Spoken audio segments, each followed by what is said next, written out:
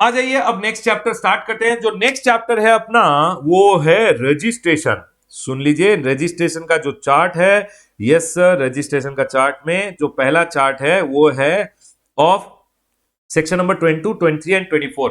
Everyone over here, everyone over here now. Registration जो chapter है ए graded chapter है। सुन लीजिए, रजिस्ट्रेशन चैप्टर ए graded chapter है। Section number 23, 22 and section number 24 से एक क्वेश्चन 3 से 5 मार्क के लिए आएगा ही आएगा। अब सुन लीजिए मेरा बात। सर, रजिस्ट्रेशन चैप्टर का एक क्विक लिंकिंग दीजिए। यस बाबा, क्विक लिंकिंग ले लीजिए। रजिस्ट्रेशन हमने सीखना चालू किया गुड्स एंड सर्विसेज से। Sir, goods and services has to be supplied. Supply can be either interstate supply और intrastate supply. Interstate supply IGST will be levied. Sir, अगर इंट्रास्टेट सप्लाई हो गया तो CGST लेवी हो जाएगा। एक बार GST लेवी हो गया ना, तो ये जो GST है it has to be collected and paid by a taxable person. Taxable person collect करेगा और गवर्नमेंट को देगा। तो sir, it has to be collected and paid. एक बार GST इंपोज हो गया तो अब आप कलेक्ट करके पे तभी करोगे जब आप एक टैक्सेबल पर्सन हो। It has to be collected and paid by a taxable person. अब मेरा क्वेश्चन आपसे यह है, टैक्सेबल पर्सन कौन होता है? एक बार अगर आप देखोगे, everyone over here, taxable person वो होता है जो रजिस्टर्ड होता है या लायबल फॉर रजिस्ट्रेशन होता है। कौन होता है टैक्सेबल पर्सन? जो रजिस्टर्ड होता है या लायबल फॉर रजिस्ट्रेशन होता है। ठीक है सर, अगर आप देखोगे सेक्शन नंबर 22 बोलता है कि कौन लायबल होता है रजिस्ट्रेशन के लिए। सेक्शन नंबर 23 बोलता है कौन लायबल नहीं होता है रजिस्ट्रेशन के लिए। सेक्शन नंबर 24 बोलता है कंपलसरी रजिस्ट्रेशन के बारे में, बहुत इंपॉर्टेंट है आपके एग्जाम के लिए।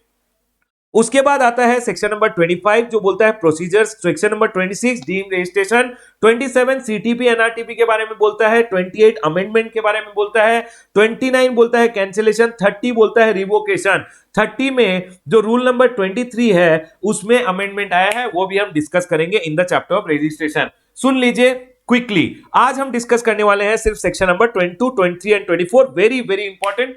चलिए शुरू करते हैं section number 22, 23 and 24।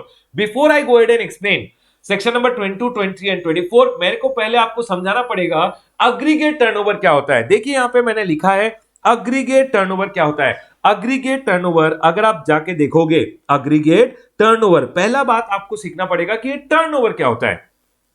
Sir, turnover होता है TIEE। टर्नओवर में इंक्लूड होता है TIEE, tie square. Sir, taxable supplies, interstate supplies जितने आप किए हैं वो भी इंक्लूडेड होते हैं, एग्जेम्प्ट सप्लाईज जो भी आप करोगे वो भी इंक्लूडेड होते हैं, एंड एक्सपोर्ट्स अगर आप करोगे तो वो भी इंक्लूडेड होते हैं इन द टर्नओवर। क्या क्या इंक्लूडेड होता है इन द टर्नओवर? सब मेरे साथ, taxable supplies, interstate supplies, exempt and export supplies सारे इंक्लूडेड होते हैं। सर, क्या क्या एक्सक्लूड होता है फ्रॉम योर टर्नओवर? आपको एक्सक्लूड करना है इनवर्ड सप्लाईज अंडर RCM।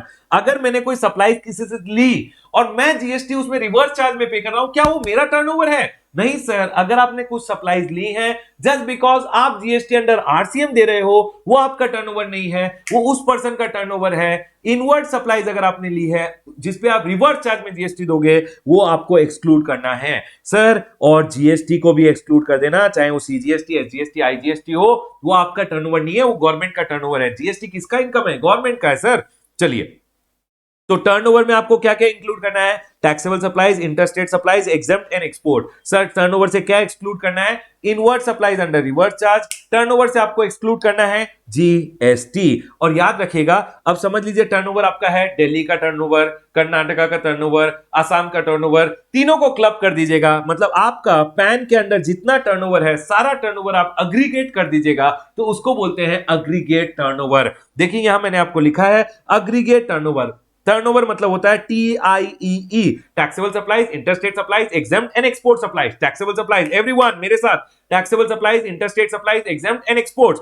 और एक्सक्लूड कर दीजिएगा inward supplies under reverse charge, exclude कर दीजिएगा GST। और ये जो टर्नओवर है ये अग्रीगेट कर लीजिएगा, हर स्टेट का जितना टर्नओवर्स है सारे टर्नओवर को ऐड कर दीजिएगा। मतलब आपके पैन के अंडर जितने स्टेट्स में रजिस्ट्रेशन है सारे टर्नओवर को क्लब कर दीजिएगा, उसको बोला जाएगा अग्रीगेट टर्नओवर। ठीक है सर, यहां कुछ मैंने नोट्स लिखे हैं, ध्यान रखिएगा। अगर मैं एक एजेंट हूं और मैं इनवॉइस इश्यू कर रहा हूं फर्दर सप्लाई का ऑन बिहाफ ऑफ प्रिंसिपल, मैं अगर सप्लाई कर रहा हूं और इनवॉइस मेरे नाम पे है तो मेरा टर्नओवर है, अगर प्रिंसिपल डायरेक्टली इनवॉइस दे रहा है तो वो प्रिंसिपल का टर्नओवर है। ध्यान रखिएगा, include supplies made on behalf of principal, अगर मैं एक एजेंट हूं और मैंने इनवॉइस इश्यू किया है मेरे नाम पे तो वो मेरे टर्नओवर में आएगा। ठीक है सर, आएगा। Next, supply of goods by registered job worker included in principle का टर्नओवर, अगर जॉब वर्कर को सप्लाई कर रहा है तो उसके लिए इनवॉइस प्रिंसिपल देता है तो प्रिंसिपल के टर्नओवर में आएगा वो। ठीक है सर। अब मेरे को एक बात बताइए, मैंने आउटवर्ड सप्लाईज किया और उस पे जीएसटी आरसीएम में दे रहा है रिसिपिएंट, वो मेरा टर्नओवर है उसका टर्नओवर है? अरे सर, आउटवर्ड, आउटवर्ड मतलब आपका सेल है, आपका टर्नओवर है। Outward supplies tax payable under reverse charge by the recipient आपके टर्नओवर में इंक्लूड होगा। ठीक है सर, पॉइंट क्लियर है। अगर हम एग्रीगेट टर्नओवर फाइंड आउट कर रहे हैं, taxable supplies, interstate supplies, exempt export, exclude inward supplies under RCM, exclude GST. ठीक है सर, पॉइंट क्लियर है। अब सुन लीजिए, सेक्शन नंबर 22 पढ़ाने से पहले मैं आपको पढ़ाना चाहता हूं सेक्शन नंबर 23। सेक्शन नंबर 23 जब आप पढ़ोगे तो सेक्शन नंबर 23 के बाद आएगा सेक्शन नंबर 24। चलिए मैं आपको पहले सेक्शन नंबर 24 बोलता हूं, उसके बाद सेक्शन नंबर 23, उसके बाद सेक्शन नंबर 22, ये सीक्वेंस है। ठीक है, अगर सेक्शन नंबर 24 देखेंगे तो सेक्शन नंबर 24 आपको बोलता है किस किस पर्सन को कंपल्सरी रजिस्ट्रेशन लेना पड़ेगा। बहुत सिंपल है, कौन कौन पर्सन है, अगर 1 रुपए का भी टर्नओवर करेंगे तो सर आपको कंपल्सरी रजिस्ट्रेशन लेना पड़ेगा। यहां सेक्शन नंबर 24 में बोला गया है, आपको बस इतना ही ध्यान रखना है, CREATIONS क्रिएशंस, ध्यान रखिएगा। अगर आप फॉल हो रहे हो क्रिएशंस में तो आपको कंपल्सरी रजिस्ट्रेशन लेना पड़ेगा। सर क्रिएशंस कौन हुआ? C for casual taxable person, अगर आप बहुत कैजुअल हो तो गवर्नमेंट ने बोला कैजुअल टैक्सेबल पर्सन को, बेसिकली कैजुअल टैक्सेबल पर्सन कौन होता है? जो एक दूसरे स्टेट में जा रहा है to do business where he does not have a fixed establishment. अगर आप दूसरे स्टेट में जाके बिजनेस कर रहे हो, गवर्नमेंट बोल रहा है बेटा एज ए पर्सन जो बहुत कैजुअल है आपको कैजुअल टैक्सेबल पर्सन का रजिस्ट्रेशन लेना पड़ेगा। लेकिन पता है क्या होता है, जब ये कंपल्सरी रजिस्ट्रेशन आप पढ़ते हो तो आपको सेक्शन नंबर 23(2) का ध्यान रखना है। सेक्शन नंबर 23(2) में गवर्नमेंट ने क्या किया, जिस पर्सन को कंपल्सरी रजिस्ट्रेशन वगैरह बोला था, अगर गवर्नमेंट चाहे तो सेक्शन नंबर 23(2) का पावर यूज करते हुए उनको बोल सकती है कि सर आपको रजिस्ट्रेशन से एग्जम्प्ट किया गया है। एंड सेक्शन नंबर 23(2) का गवर्नमेंट ने पावर यूज किया and notified category of person को एग्जम्प्ट कर दिया from registration. Notified category of person exempted from registration, इसको आपको पढ़ना पड़ेगा अलॉन्ग विद सेक्शन नंबर 24। और sir notified category of person में बोला गया कि अगर आप एक कैजुअल टैक्सेबल पर्सन हो आपको कंपल्सरी रजिस्ट्रेशन लेना है, लेकिन अगर आप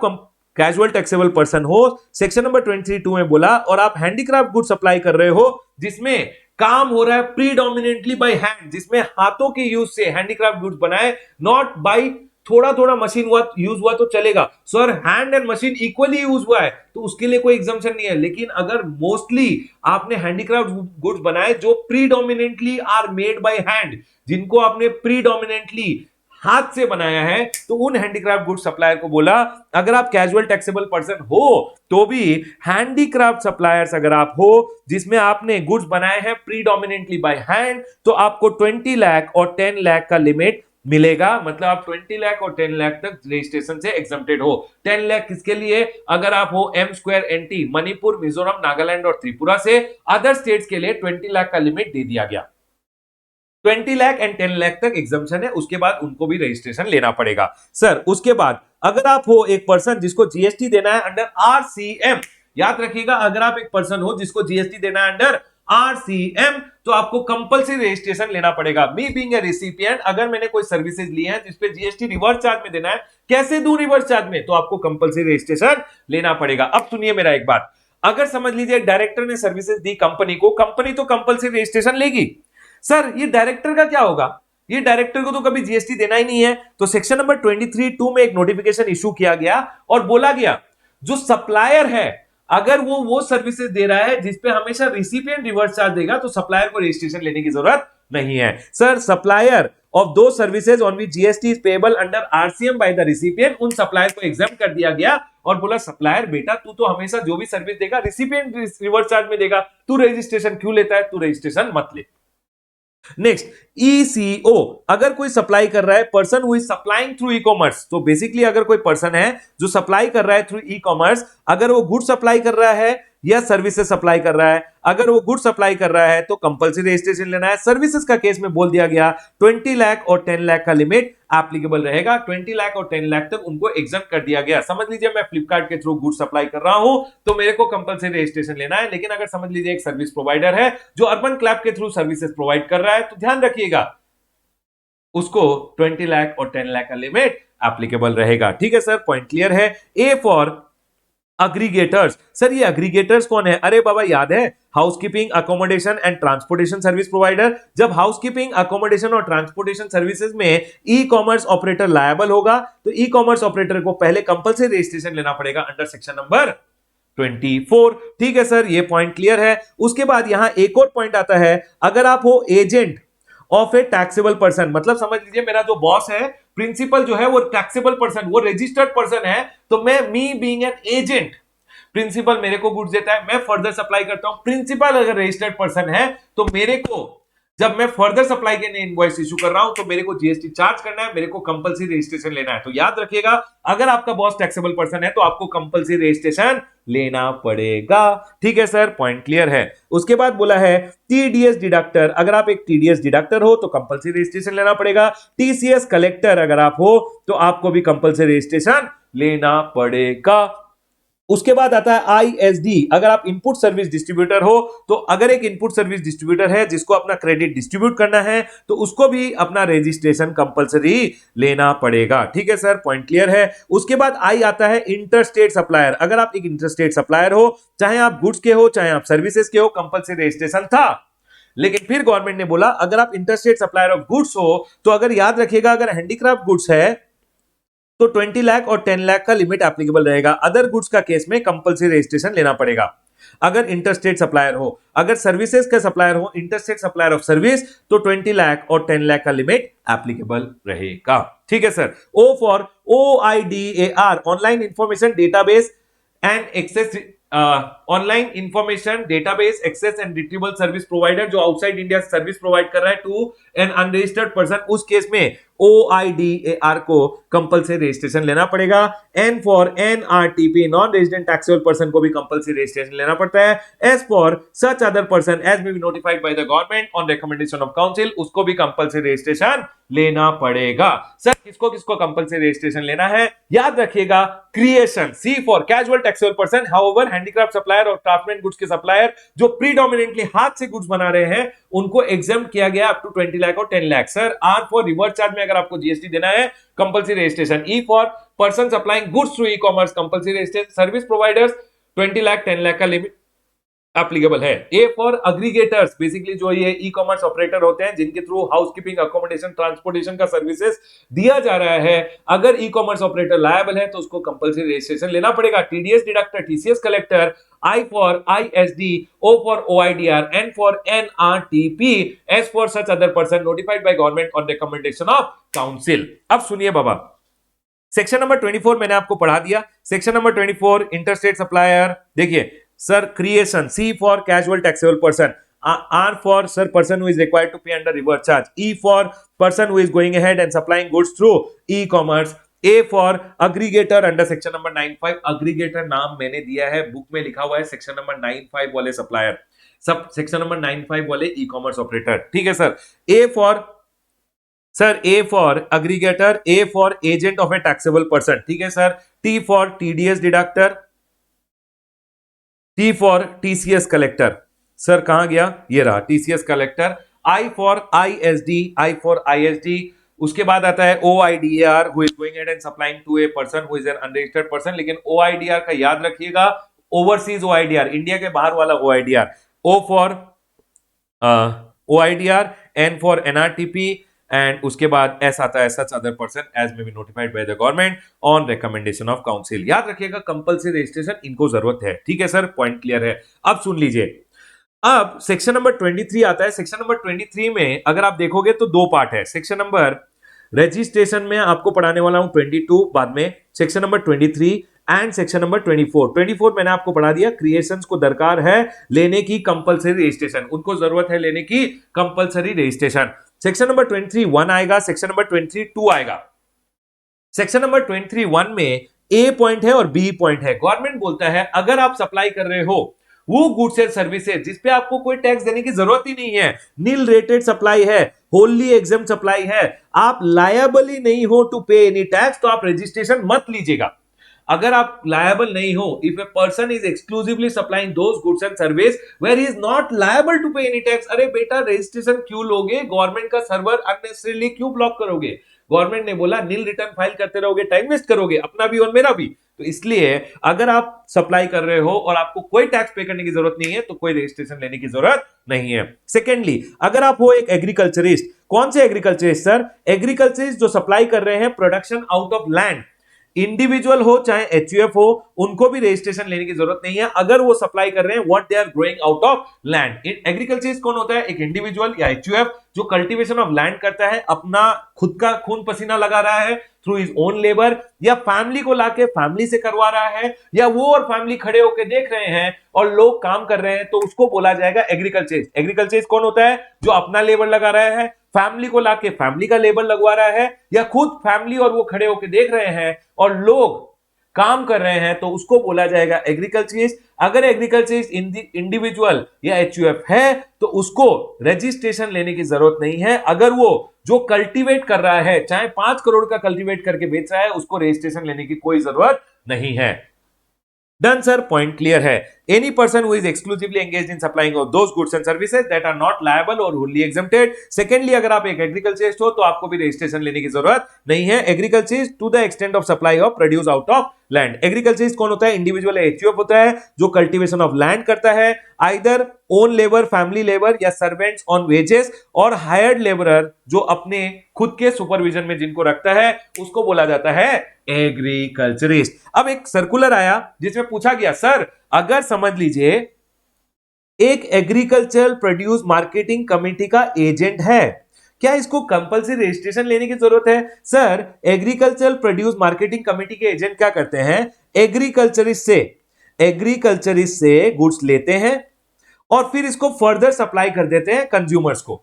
अब क्वेश्चन ये पूछा गया, सर जब एग्रीकल्चरिस्ट इसको गुड्स देगा और ये फर्दर सप्लाई करेगा, क्या इसको सेक्शन नंबर 24 में कंपल्सरी रजिस्ट्रेशन लेने की जरूरत है? अरे कंपल्सरी रजिस्ट्रेशन तब आता है अगर आप हो एजेंट ऑफ ए पर्सन जो टैक्सेबल पर्सन है, मतलब आपका बॉस अगर टैक्सेबल पर्सन है तो आपको कंपल्सरी रजिस्ट्रेशन लेने की जरूरत है। यहां तो एग्रीकल्चरिस्ट टैक्सेबल पर्सन है ही नहीं। अगर एग्रीकल्चरिस्ट टैक्सेबल पर्सन नहीं है तो इसको भी कंपल्सरी रजिस्ट्रेशन लेने की जरूरत नहीं है। ठीक है सर। उसके बाद बोला गया, सर व्हाट इफ इसका जो कमीशन है वो अगर 20 लाख क्रॉस कर दिया या 10 लाख क्रॉस कर दिया, तो गवर्नमेंट ने बोला अरे इनका जो कमीशन होता है ना, आप एग्रीकल्चर का चार्ट जाके देखिए। गवर्नमेंट ने बोला बेटा एग्रीकल्चर का चार्ट जाके देख, वहां पे सिंपल लिखा हुआ है जो कमीशन एजेंट होते हैं उनकी जो सर्विसेज होती है जिनके लिए वो कमीशन चार्ज करते हैं, वो कमीशन पे कोई भी जीएसटी नहीं आएगा। अगर कोई जीएसटी आ ही नहीं रहा है and agriculture produce marketing committee का जो एजेंट है उसको कोई जीएसटी पे करने की जरूरत ही नहीं है, तो अंडर सेक्शन नंबर 23(1)(a) इसको रजिस्ट्रेशन से एग्जेम्प्ट कर दिया गया है। ठीक है सर, पॉइंट क्लियर है। एपीएमसी जो एजेंट होते हैं उनको कंपल्सरी रजिस्ट्रेशन भी नहीं लेना है, उनको अगर 20 लाख या 10 लाख का टर्नओवर क्रॉस किया तो भी रजिस्ट्रेशन नहीं लेना है, क्योंकि जो कमीशन होता है उस पर कोई जीएसटी आता ही नहीं, क्योंकि services by an agriculture produce marketing committee का agent is an exempt supply. Yes sir, point clear है। यही सर्कुलर यहां बोला गया था इन योर रजिस्ट्रेशन का चार्ट। ठीक है सर, हम घर में पढ़ लेंगे। चलिए आगे बढ़ते हैं। उसके बाद आ रहा है नोटिफाइड कैटेगरी। नोटिफाइड कैटेगरी के जो पहले के 5 कैटेगरी है वो मैंने ऑलरेडी आपको कंपल्सरी रजिस्ट्रेशन के साथ पढ़ा दिया। अब ये जो लास्ट कैटेगरी है ये आपको पढ़ना पड़ेगा along with section number 22(1). Section number 22(1) क्या बोलता है सर? सेक्शन नंबर 22(1) बोलता है एक सप्लायर लायबल होगा रजिस्ट्रेशन के लिए। कौन लायबल होगा सर? सप्लायर लायबल होगा। सर कहां लायबल होगा? उस स्टेट में लायबल होगा जहां से वो कर रहा है टैक्सेबल सप्लाई, अगर उसका टर्नओवर क्रॉस हो गया 20 लाख रुपीस। ठीक है, लेकिन अगर वो टैक्सेबल सप्लाई कर रहा है स्पेशल कैटेगरी स्टेट से तो उसके लिए लिमिट हो जाएगा 10 लाख। तो सर नॉर्मली एक टर्नओवर लिमिट क्या एप्लीकेबल है सप्लायर को? 20 लाख। लेकिन अगर वो टैक्सेबल सप्लाई कर रहा है फ्रॉम स्पेशल कैटेगरी स्टेट तो उसके लिए 10 लाख का लिमिट एप्लीकेबल है। लेकिन फिर गवर्नमेंट ने क्या किया, ये जो नीचे वाला सर्कुलर है इसको इश्यू कर दिया, सर्कुलर नहीं नोटिफिकेशन को, और बोला अगर आप एक्सक्लूसिवली सप्लायर ऑफ गुड्स हो तो 40 लाख का लिमिट आपको एप्लीकेबल है, लेकिन ये 40 लाख का लिमिट एप्लीकेबल नहीं होगा अगर आप इंटर स्टेट सप्लाई कर रहे हो। इंट्रा स्टेट मतलब with in the state supply कर रहे हो। कहां से? उत्तराखंड, मेघालय, मिजोरम, मणिपुर, अरुणाचल, नागालैंड, सिक्किम, त्रिपुरा, तेलंगाना एंड पुडुचेरी। सर ये तो कंफ्यूजन हो गया, यहां गवर्नमेंट ने बोला 20, सर स्पेशल कैटेगरी स्टेट के लिए गवर्नमेंट ने बोला 10 और यहां बोला exclusive supplier of goods 40 lakh. बेटा सुन ले, ये और ये मिला के मैं आपको एक शॉर्टकट बता रहा हूं ताकि आपको एग्जाम में याद रहे क्या रजिस्ट्रेशन लिमिट किसको एप्लीकेबल है। सुन लीजिए, रजिस्ट्रेशन लिमिट ध्यान रखिएगा, अगर आप हो एम स्क्वायर एनटी से। सर एम स्क्वायर एनटी मतलब अगर आप हो मणिपुर, अगर आप हो मिजोरम, अगर आप हो नागालैंड या अगर आप हो सिक्किम से, एम स्क्वायर एनटी, सिक्किम नहीं त्रिपुरा से, एम स्क्वायर एनटी से। सर अगर आप सप्लायर ऑफ गुड्स हो या आप सप्लायर ऑफ सर्विस हो वहां पे, या आप गुड्स प्लस सर्विसेज दोनों सप्लाई कर रहे हो, आपके लिए हमेशा लिमिट 10 लाख ही रहेगा। रजिस्ट्रेशन लिमिट क्या रहेगा आपके लिए? 10 लाख रुपीस का रजिस्ट्रेशन लिमिट रहेगा। ठीक है सर।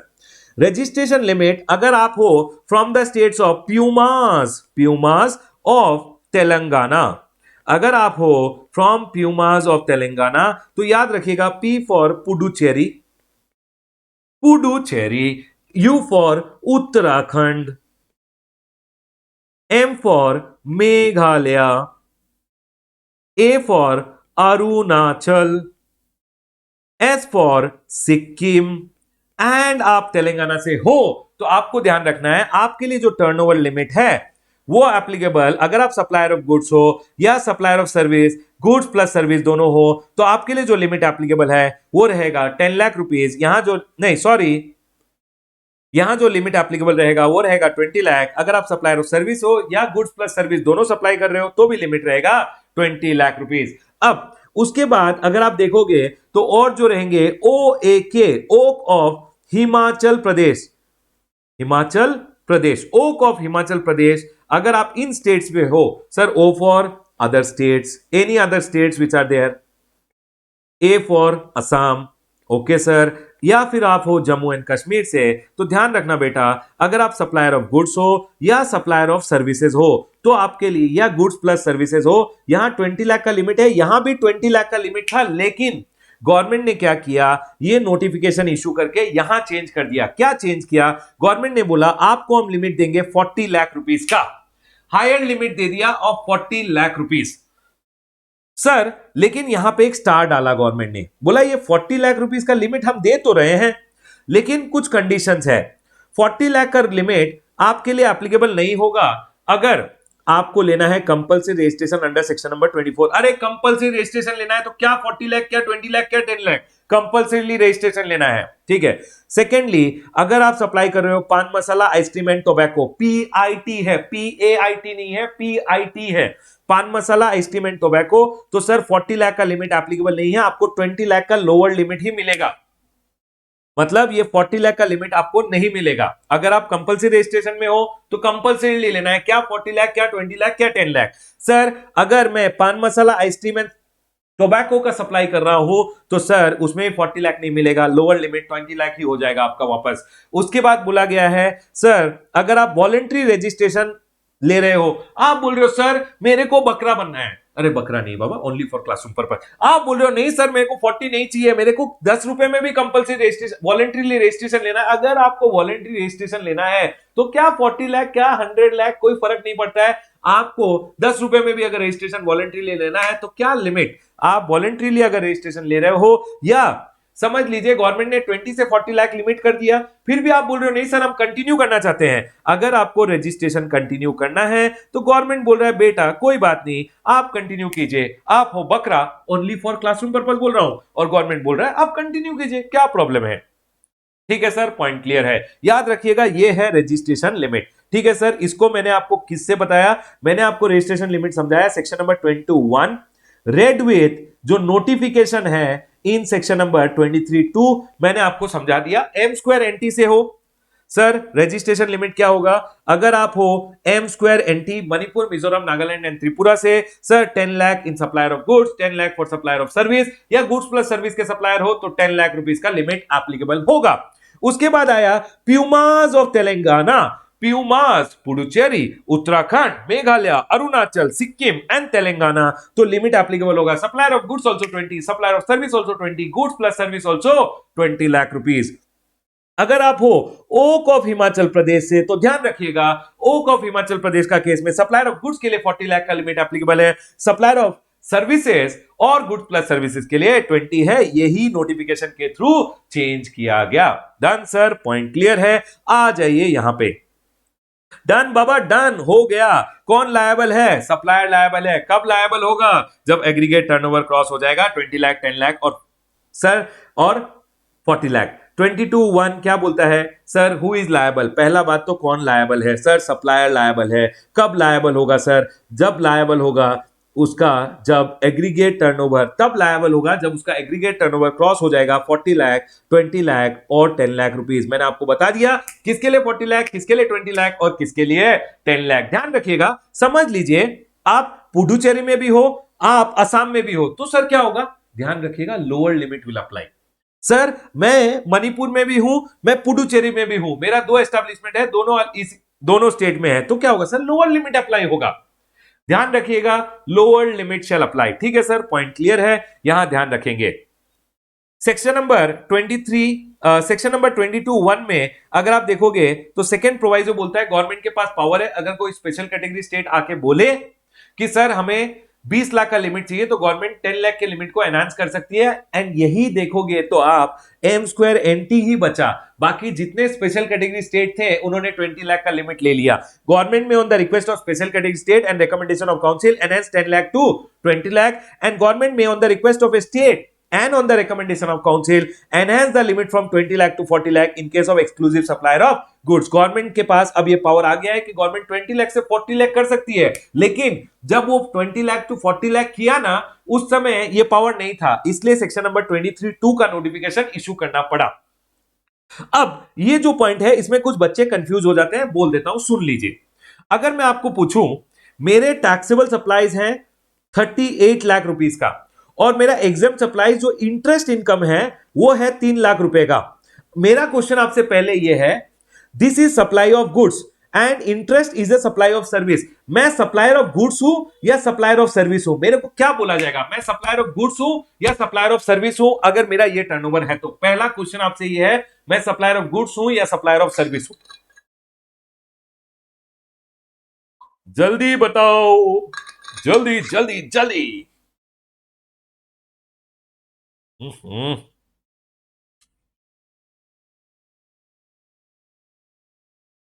जल्दी जल्दी जल्दी बताइए।